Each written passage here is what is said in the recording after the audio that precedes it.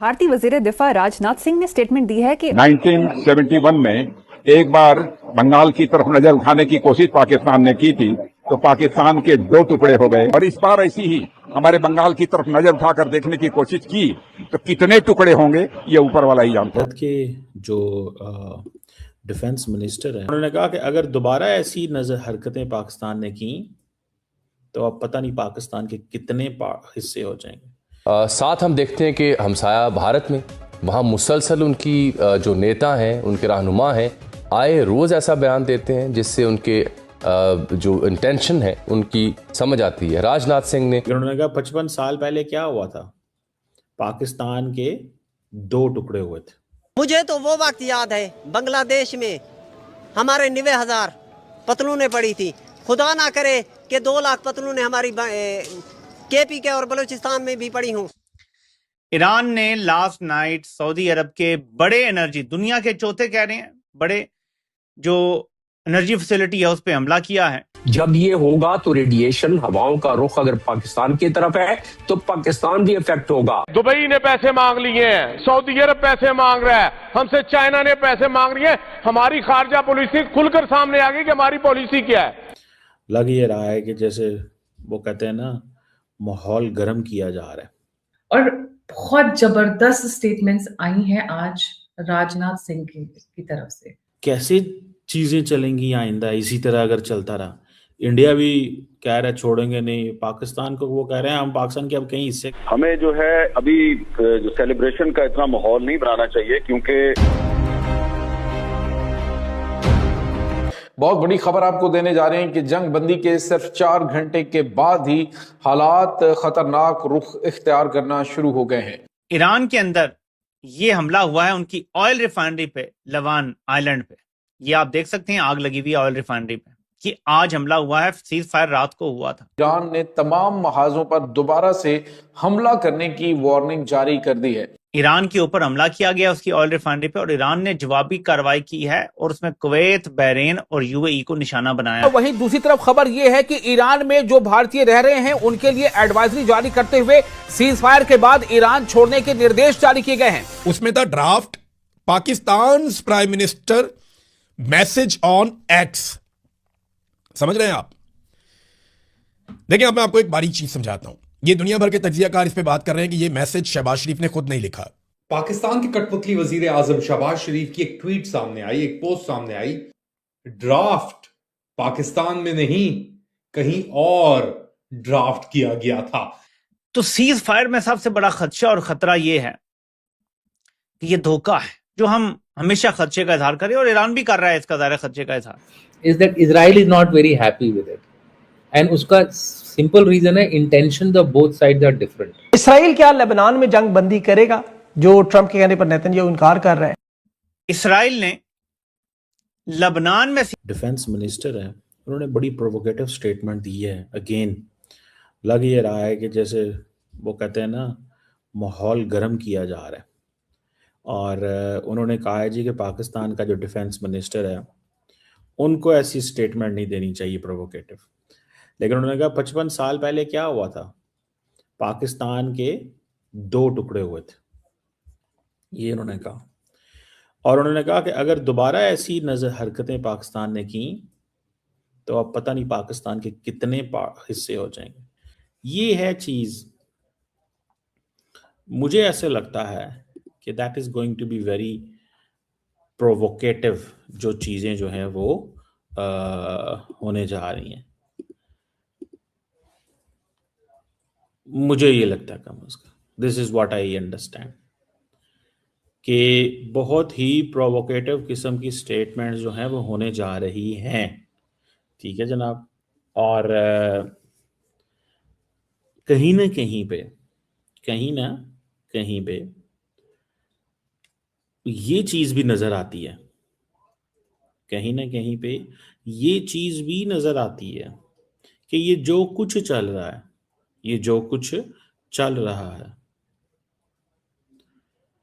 ये प्रॉब्लमैटिक होने जा रहा है।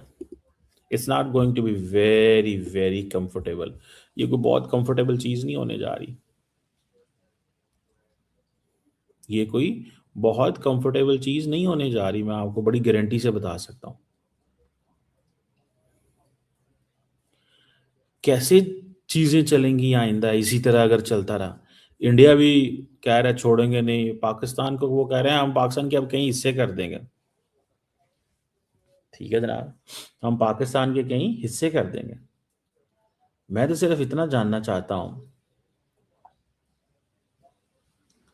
कि ये कैसे हो सकता है कि दोनों मुल्क जो हैं वो इतनी सख्त स्टेटमेंट्स दे रहे हों।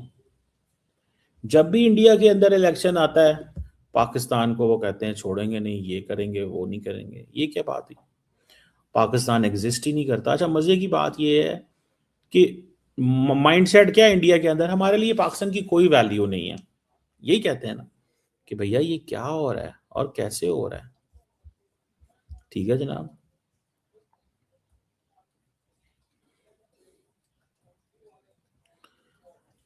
अब इस चीज को थोड़ा देखने की जरूरत है ना।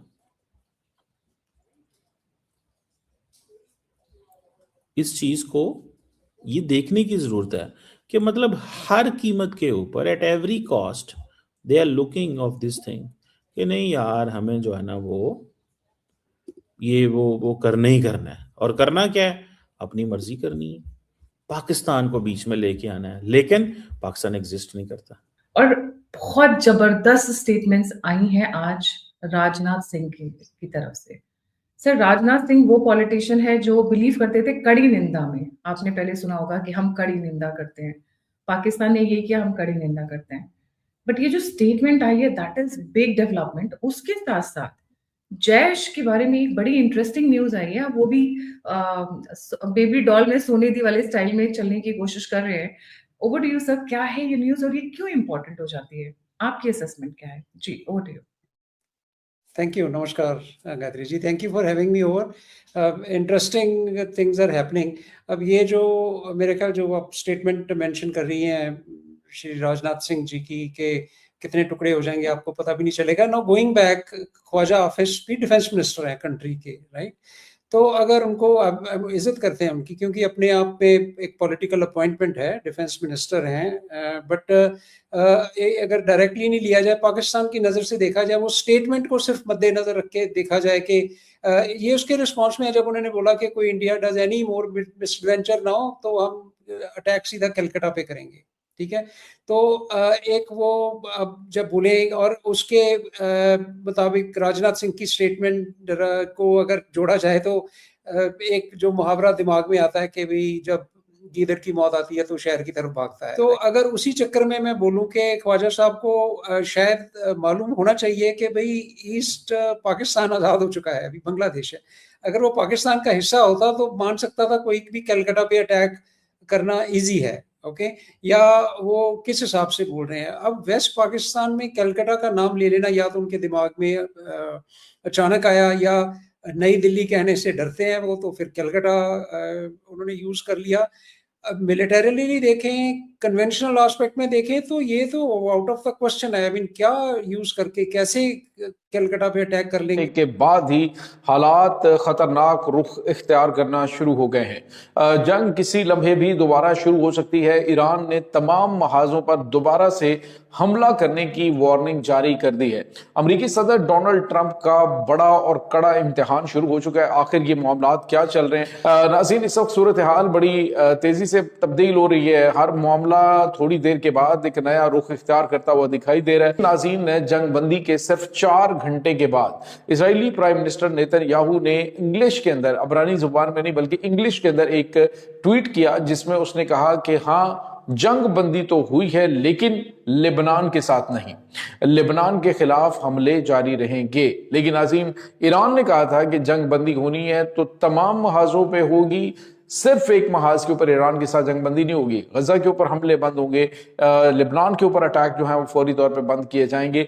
लेकिन नाज़रीन, अब जो सूरत हाल है वो ये है कि अमेरिकी सदर डोनाल्ड ट्रंप को इंग्लिश में ये मैसेज दिया गया कि हमले जो है वो हम ईरान के ऊपर तो रोक रहे हैं लेकिन हम लेबनान के ऊपर जारी रखेंगे। जिसके बाद नाज़रीन, ईरान की जानिब से एक सख्त तरीन वार्निंग जारी की गई है।